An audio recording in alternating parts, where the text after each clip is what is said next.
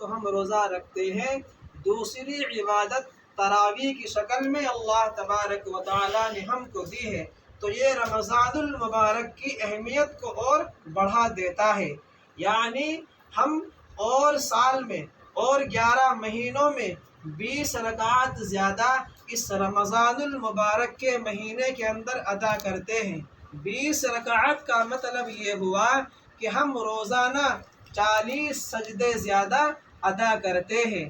تو ڈاکٹر عبدالحی نور اللہ مرقدہ فرمایا کرتے تھے کہ ایک تو رمضان المبارک قیمتی مہینہ، دوسرے اس کے اندر روزے کی عبادت رکھ دی، تیسرے اس کے اندر تراویح کی عبادت رکھ دی، تو اس کی قیمت اور زیادہ ہو گئی۔ اب اللہ تبارک و تعالی نے تراویح کے اندر قرآن کو سنانے کو کہا، قرآن کو سننے کو کہا، تو اس کی عظمت اور زیادہ بڑھ گئی۔ پہلے سے تو اور متبرک مہینہ، قیمتی مہینہ ہے، لیکن تراویح کی نماز دے دی اور اس تراویح کے اندر قرآن کا پڑھنا پڑھانا، اس کی ہیبت اور زیادہ ہو گئی۔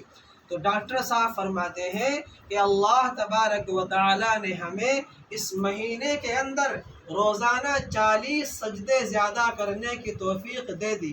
سجدے یعنی اللہ تبارک و تعالی خود ارشاد فرماتا ہے سورہ علق کے اندر 30ویں پارے میں، وَاسْجُدْ وَاقْتَرِب، کہ سجدہ کرو اور میرے قریب ہو جاؤ۔ کتنا پیارا جملہ ہے، محبت بھرا جملہ ہے۔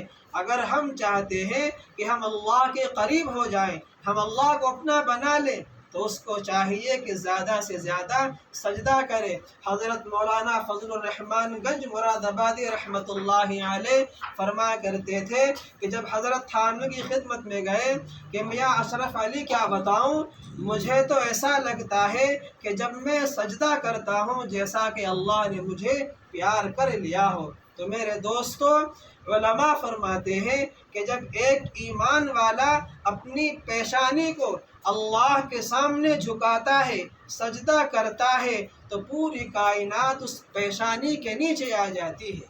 تو اتنا بڑا درجہ سجدہ کرنے کا ہمیں ملتا ہے۔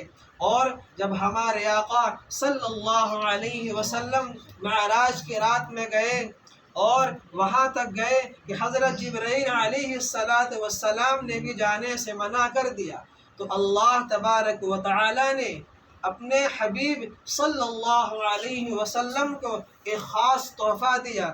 وہ خاص تحفہ جو ہم نماز میں پڑھتے ہیں، التحیات للہ والصلوات، یہ پورا مکالمہ ہے۔ اس کی لمبی تفصیل میں وہاں نہیں جاؤں گا۔ جب یہ مکالمہ پورا ہوا اللہ کا اور اللہ کے حبیب صلی اللہ علیہ وسلم کا، تو جب وہاں سے آنے لگے تو اب اللہ کے نبی صلی اللہ علیہ وسلم نے اللہ سے یہ بات کہی، اے اللہ، تو نے مجھے اپنا قرب عطا کر دیا، تو نے مجھے معراج پہ بلا لیا، میری تو معراج ہو گئی، مجھے تو آپ کا قرب مل گیا، لیکن اب میری امت کا کیا ہوگا؟ میری امت آپ کے قریب کیسے آئے گی؟ تو اللہ تبارک و تعالی نے اپنے پیارے حبیب صلی اللہ علیہ وسلم کو یہ 5 نمازوں کا تحفہ دیا۔ حدیث کے اندر آتا ہے الصلاۃ معراج المومنین، کہ نماز ایمان والوں کی معراج ہے۔ اگر آج ہم یہ چاہتے ہیں کہ جس طریقے سے اللہ کے نبی نے معراج کی تھی، جس طریقے سے اللہ کے نبی نے اللہ سے معراج میں ملاقات کی تھی، ہم بھی یہ چاہتے ہیں کہ ہماری معراج ہو، ہم بھی یہ چاہتے ہیں کہ ہم اللہ سے باتیں کریں، تو ہم کو چاہیے کہ زیادہ سے زیادہ سجدے کریں۔ تو میرے دوستو، جب ہم سجدے کرتے ہیں تو ہم جس طریقے سے اللہ کے نبی نے معراج پر گئے تھے، ہم بھی معراج پر چلے جاتے ہیں، ہماری بھی معراج ہو جاتی ہے۔ اب ہم لوگوں نے تراویح مکمل کر لی ہے، تو یہاں پر حضرت ابو بکر صدیق رضی اللہ عنہ ایک مقولہ کہا کرتے تھے کہ جب بھی ہم کوئی عبادت ادا کرے 2 کام کر لیا کریں۔ جب بھی ہم کوئی عبادت کریں 2 کام کر لیا کریں۔ وہ 2 کام کیا ہے کہ پہلے تو ہم الحمدللہ کہہ لیا کریں اور دوسرے استغفر اللہ کہہ لیا کریں۔ وجہ اس کی یہ بتائی، ابو بکر صدیق رضی اللہ عنہ فرماتے ہیں کہ جب انسان کوئی عبادت کرتا ہے تو اس عبادت کو بگاڑنے میں شیطان کا بہت بڑا دخل ہوتا ہے۔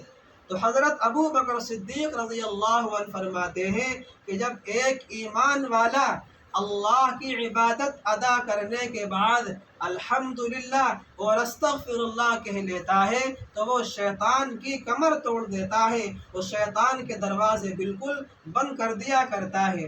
اب ہم الحمدللہ کیوں کہیں؟ میرے دوستو، ہم نے تراویح پڑھ لی، اللہ کا فضل ہے الحمدللہ۔ ہم اللہ کی تعریف ادا کرتے ہیں، اے اللہ ہم تو اس لائق نہیں تھے کہ ہم تیری عبادت کرتے، اور ہم عبادت کیسے بھی کرتے، ہم تو اس لائق نہیں تھے، یہ تو اللہ کا فضل ہے، یہ تو اللہ کا انعام ہے، یہ تو اللہ کی تعریف ہے کہ اللہ تبارک و تعالیٰ نے ہمیں اس لائق بنا دیا کہ ہم اللہ کی عبادت کرنے لگ گئے۔ اب ہم یہ بات کیوں کہتے ہیں کہ شیطان ہمارے دل میں تکبر پیدا کرتا ہے، بڑائی پیدا کرتا ہے، غرور ہمارے اندر آ جاتا ہے کہ ہم نے تو عبادت اللہ کی ادا کر لی، ہم نے تو تراویح پڑھ لی، ہم نے تو بہت بڑا کام کر دیا۔ تو جب ہمارے دل میں یہ بات آتی ہے الحمدللہ کہنے سے یہ بات ہمارے دل سے نکل جاتی ہے۔ اب جب اس چال کے ذریعے شیطان کا راستہ ہم نے بند کر دیا، اب شیطان دوسری چال کیا چلتا ہے؟ وہ یہ بات ہمارے ذہنوں کے اندر، ہمارے دماغ کے اندر ڈالتا ہے کہ ہم سے تو نماز پڑھنی آتی نہیں ہے، ہم تو ٹوٹی پھوٹی نماز پڑھتے ہیں، ہم اس نماز کو اللہ کے سامنے پیش کیسے کریں گے؟ بات صحیح ہے کہ ہم عبادت کا حق ادا نہیں کر سکتے جب ہمارے سردار فخر الرسل صلی اللہ علیہ وسلم یہ بات کہہ کر چلے گئے ما عبدناک حق عبادتک، کہ اللہ کی عبادت کرنے کا جو حق تھا وہ مجھ سے ادا نہیں ہو سکا۔ جب ہمارے سردار یہ کہہ رہے ہیں تو ہم اور آپ کس بات کے اوپر کہہ سکتے ہیں کہ ہم نے اللہ کی عبادت کا حق ادا کر دیا؟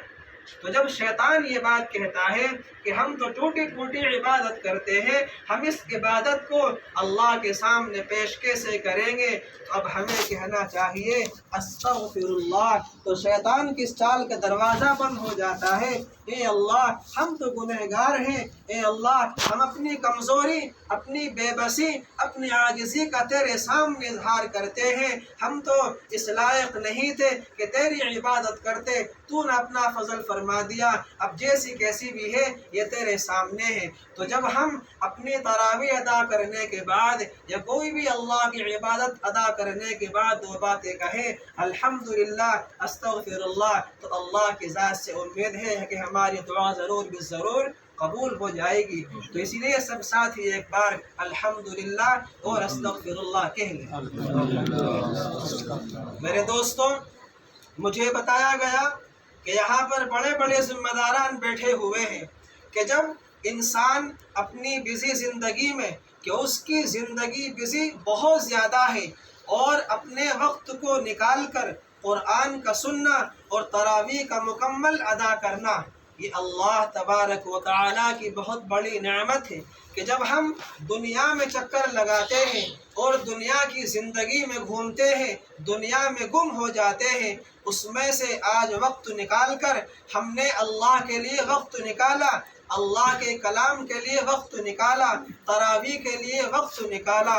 میرے دوستو، یہ اللہ کا ہمارے اوپر بہت بڑا انعام ہے۔ جیسے آج ہمارے ماشاءاللہ یہاں پر شیخ یونس صاحب بیٹھے ہوئے ہیں، اللہ نے ان کو نوازا ہے، اللہ نے ان کے اوپر ذمہ داریاں ڈالی ہیں، لیکن اس ذمہ داریوں کو پیچھے ڈال کر اللہ کے سامنے جھک جانا اور اللہ کے سامنے تراویح ادا کرنا، قرآن کریم کا سننا اور بڑے اہتمام سے سننا، نماز روزے کی پابندی، تہجد کی پابندی، قرآن کریم کی تلاوت کی پابندی، تو اللہ تبارک و تعالی ایسے لوگوں کے اوپر فخر فرماتے ہیں اور فرشتوں سے یہ بات کہتے ہیں انی جاعل فی الارض خلیفہ، کہ انسان کو میں نے اپنا خلیفہ بنایا، اپنا نائب بنایا۔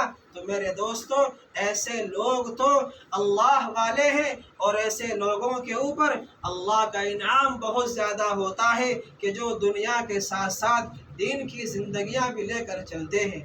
میرے دوستو، آج ہمارے اوپر یہ اللہ کا انعام ہے کہ ہم نے قرآن کریم کو سنا اور سنایا۔ اب یہاں پر مکتب بھی چلایا جاتا ہے۔ مجھے بتایا گیا کہ مکتب کی لائن سے یہاں پر محنت ہو رہی ہے۔ جب ہم اپنی اولاد کو، اپنی نسل کو علم کی زندگی سے روشناس کریں گے، علم کی زندگی سے آگاہ کریں گے، میرے دوستو ہماری اولاد اس مقام تک اس علم کی بدولت پہنچ جائے گی ہم اور آپ سوچ بھی نہیں سکتے۔ میں آپ کو قرآن کریم سے 2-3 مثالیں دیتا ہوں۔ حضرت آدم علیہ السلام کو اللہ تبارک و تعالی نے فرشتوں کے اوپر فوقیت دی۔ وہ کس لیے دی؟ قرآن خود اعلان کرتا ہے وَعَلَّمَ آدَمَ الْأَسْمَاءَ کہ اللہ تبارک و تعالی نے ناموں کا علم آدم علیہ السلام کو عطا کیا۔ حضرت یوسف علیہ السلام کو جیل سے نکال کر بادشاہت عطا کی۔ اسی علم کی وجہ سے قرآن کریم اعلان کرتا ہے وَعَلَّمَنِي مِن تَأْوِيلِ الْأَحَادِيثِ کہ خوابوں کی تعبیر کا علم یوسف علیہ السلام کو دے دیا۔ تو میرے دوستوں کہ یہ علم ایسی چیز ہے، اس علم کی وجہ سے انبیاء کرام علیہ السلام کو اعزاز بخشا، اس علم کی وجہ سے ان کے مرتبے کو بلند کیا۔ اگر ہم آج اس علم کی آگ کو اپنے بچوں کے پیٹ کے اندر ڈالیں گے اور اپنے آنے والے اولادوں کی، آنے والے بچوں کی علم کی پیاس کو بجھائیں گے تو اللہ تبارک و تعالی ہم کو اس کا کیا اجر دے گا؟ خود حدیث پاک کے اندر آتا ہے کہ جو ماں باپ اپنے بچوں کو علم دین پڑھاتے ہیں، قرآن پڑھاتے ہیں، حفظ قرآن پڑھاتے ہیں، میرے دوستو ایسے بچوں کے والدین کو اللہ تبارک و تعالی کل قیامت کے دن ایسا روشن تاج پہنایا جائے گا کہ اس کی روشنی سورج کی روشنی سے بھی زیادہ ہوگی۔ ہمارے استاذ مولانا عبدالخالق سنبھلی رحمۃ اللہ علیہ یوں فرمایا کرتے تھے کہ ایک کمرہ ہے، اس کمرے کے اندر ہم سورج کو قید کر دیں، اب آپ اندازہ لگائیں اس کمرے کے اندر اس سورج کی روشنی کتنی زیادہ ہوگی۔ جو سورج پوری دنیا کو روشنی دیتا ہے، ہم اس کو ایک کمرے میں بند کر دیں، اس کی روشنی کتنی زیادہ ہوگی۔ تو کل قیامت کے دن اس روشنی سے زیادہ جو بچوں کے والدین کو تاج پہنایا جائے گا، اس تاج کی روشنی اور زیادہ ہوگی۔ تو یہ انعام ہے اللہ تبارک و تعالیٰ کا۔ تو اس لیے میرے دوستو ہمیں یہ عہد کرنا ہے کہ ہم اپنے بچوں کو قرآن ضرور پڑھائیں گے، قرآن کی تعلیم سے آشناس ضرور کریں گے، قرآن کا ضابطہ ضرور سکھائیں گے، قرآن کا قانون ضرور سکھائیں گے۔ اس لیے کہ آج ہم ڈنکے کی چوٹ پر، آج ہم فخر سے یہ بات کہتے ہیں کہ آج ہمارے پاس دنیا کی سب سے بہترین کتاب ہے، آج ہمارے پاس دنیا کی سب سے قیمتی کتاب ہے، جس کتاب نے ہمیں چلنے کا طریقہ سکھایا، جس کتاب نے ہمیں بولنے کا طریقہ سکھایا، وَغْضُضْ مِنْ صَوْتِكَ وَاقْصِدْ فِي مَشْيِكَ جس کتاب نے ہمیں لین دین کا طریقہ سکھایا، وَلْيَكْتُبْ بَيْنَكُمْ كَاتِبٌ بِالْعَدْلِ قرآن اعلان کر کے چیلنج کرتا ہے کوئی دنیا کی قرآن کے علاوہ ایسی کتاب دکھا دو جس کتاب میں چلنے کا طریقہ بتایا گیا ہو، جس کتاب نے بولنے کا طریقہ سکھایا ہو، جس کتاب نے لین دین کا طریقہ سکھایا ہو۔ جب ہمارے پاس اتنی بہترین قرآن کریم موجود ہے لیکن آج ہم اس سے غافل ہیں، کیوں؟ ہم جانتے نہیں ہیں قرآن کریم میں کیا لکھا ہوا ہے۔ میرے دوستو جب ہم اپنے بچوں کو پڑھائیں گے، اپنے بچوں کو مدرسے میں بھیجیں گے، مکتب کے اندر بھیجیں گے، تبھی جا کر وہ سیکھے گا، پھر ہم کو بتائے گا کہ آج ابا میں نے یہ پڑھا ہے، آج میں نے یہ سیکھا ہے۔ تو اپنے بچوں کو سکھائیں گے انشاءاللہ۔ اللہ تعالیٰ